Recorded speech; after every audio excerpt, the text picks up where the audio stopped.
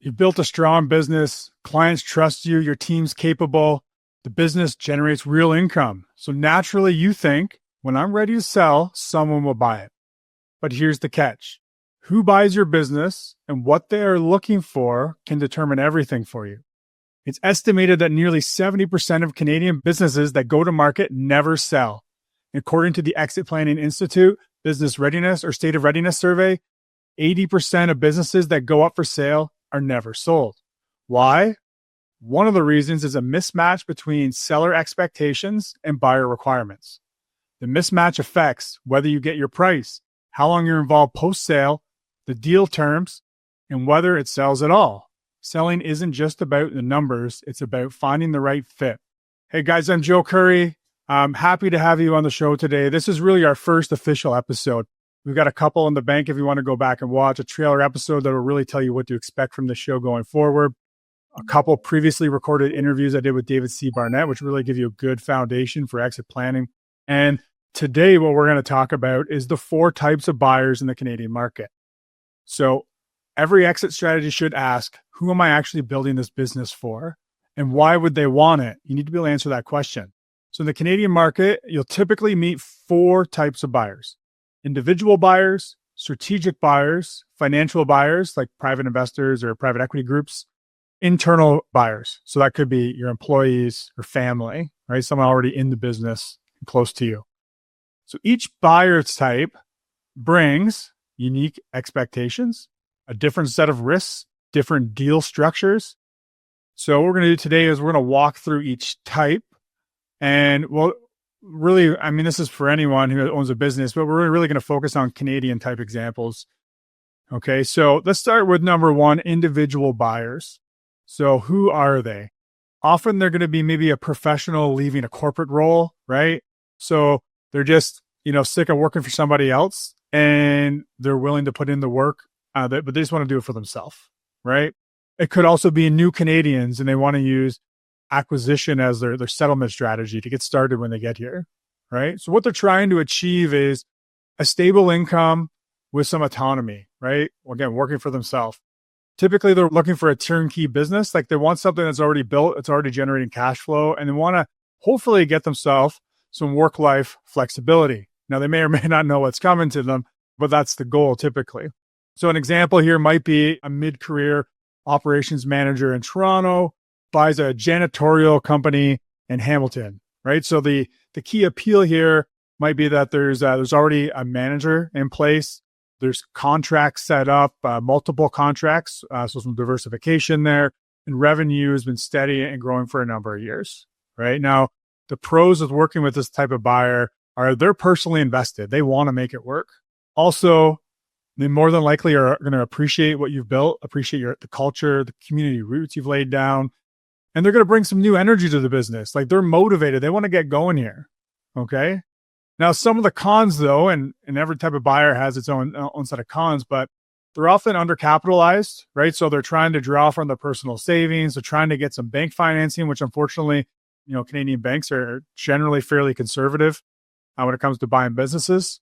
So they might need some more support post-sale, and the deal timelines might stretch while they're trying to figure out financing, right?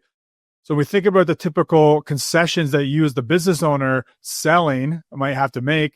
You might have to finance the deal, right? That's pretty common, especially in Canada. You might be there for transition support for 1 or 2 years or even more. And your deal might be based on some earnouts, which have to do with revenue goals being met, retention of clients, right? So, and you just being there for a certain amount of time, right? So there's some advantages, like I said, but also there's probably going to be some concessions there. Now, if we flip over to our second type of buyer, it's the strategic buyer. So these are typically other businesses in your field or like an adjacent industry or market. Often we are more and more often now we're seeing US firms entering Canadian markets, right? So as a way for market expansion, they might be looking for some operational efficiency that they can get from acquiring your business.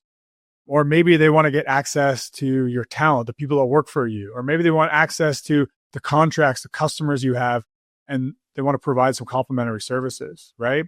Or maybe they're looking at their business and thinking if they had a business like yours aligned with theirs, it would be a lot easier than them trying to build that from scratch if you already have a service that's working, right? So a lot of reasons why a strategic buyer might want to get involved with your business. So, just an example, again, these are simple examples just to tell you show you what I'm talking about though. So like a regional accounting firm, they acquire a smaller practice with a niche in succession planning expertise, right? So it might allow them to get a little more geographic coverage. And also it might just give them some access to some talent or reputation in that succession planning expertise.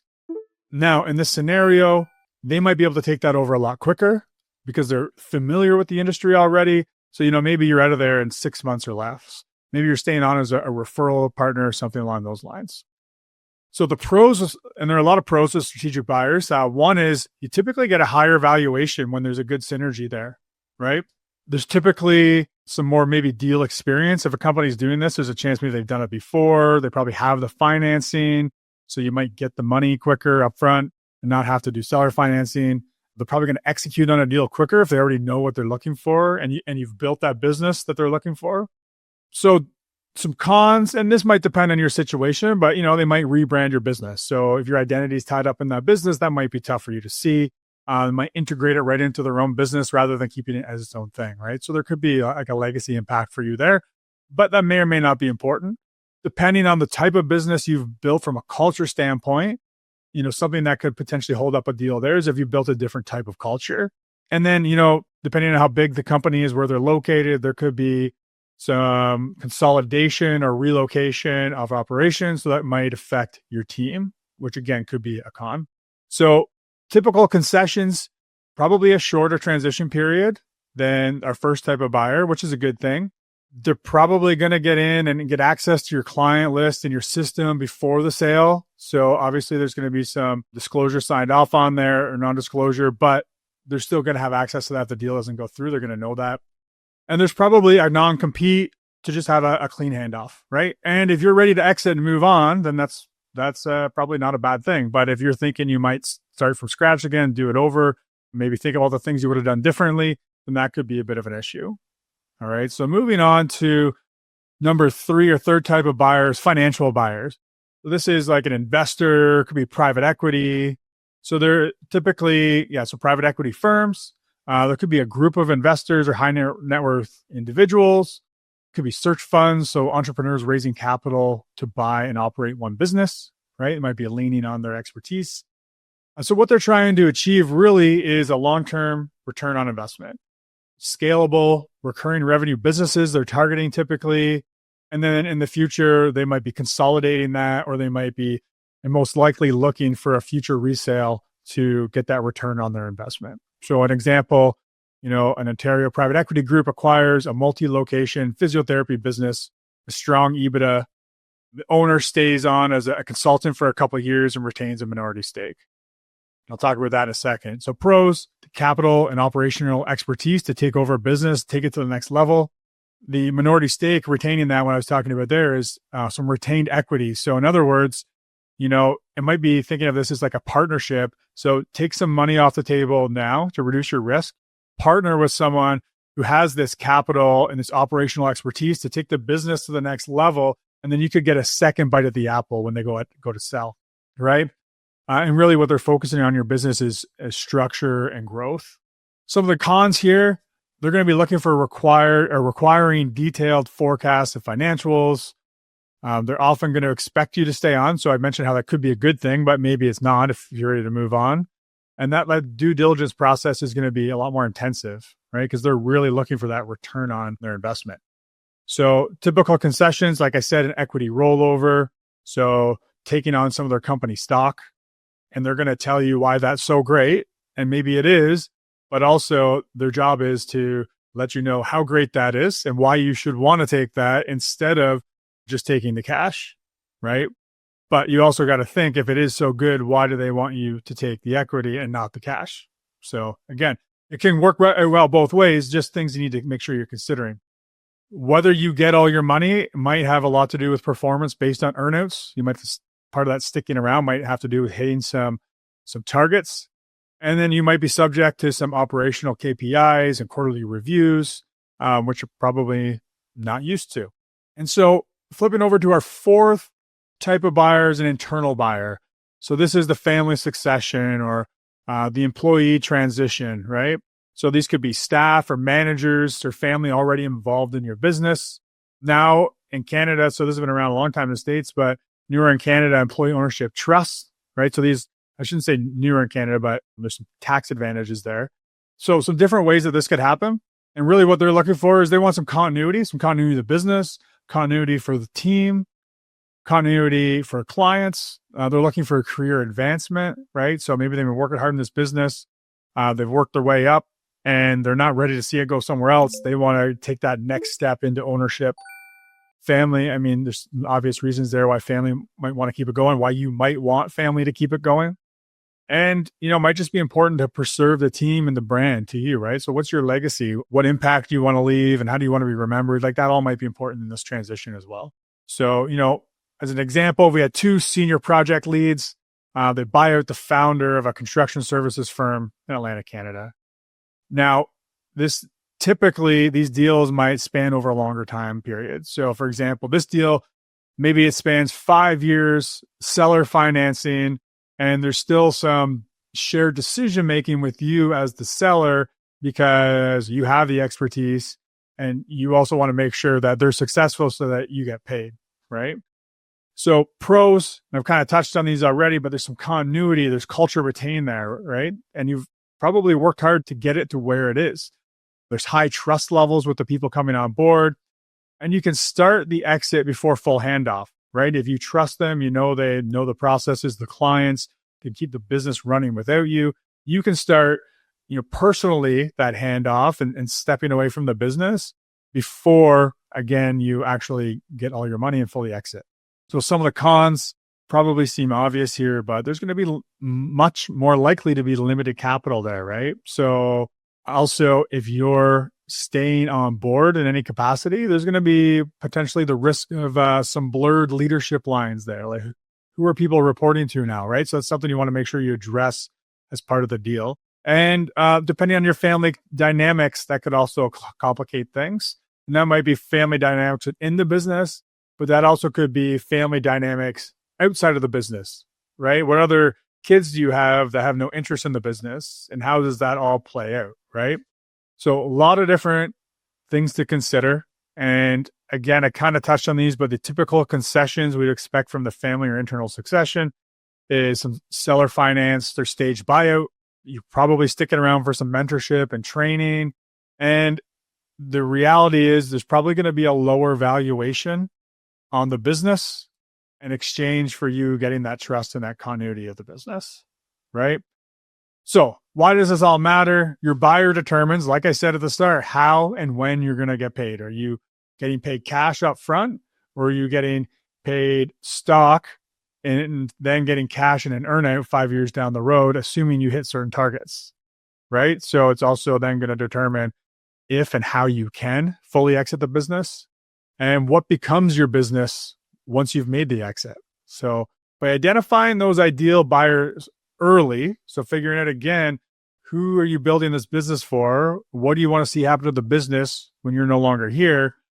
Then you can strengthen the value of the business by thinking about what they value, right? Avoid some misaligned changes, thinking you're adding value and really it's not adding value because the person you're going to be selling to would look at it differently. And again, this is part of creating your strategic plan. So having that plan is going to be critical for maximizing the value and the success of your transition. So we've talked about the 4 different types of buyers, right? So different buyers have different priorities. And we have the individual buyer, right? We have the strategic buyer, which often can get you some additional money and have an easier turnover. We have the financial buyers, which is like your investors or your private equity groups. And then we have the internal succession, which could be family, it could be managers within the business, right? So there's different ways that looks. But those are really the 4 typical buyers we see in Canada.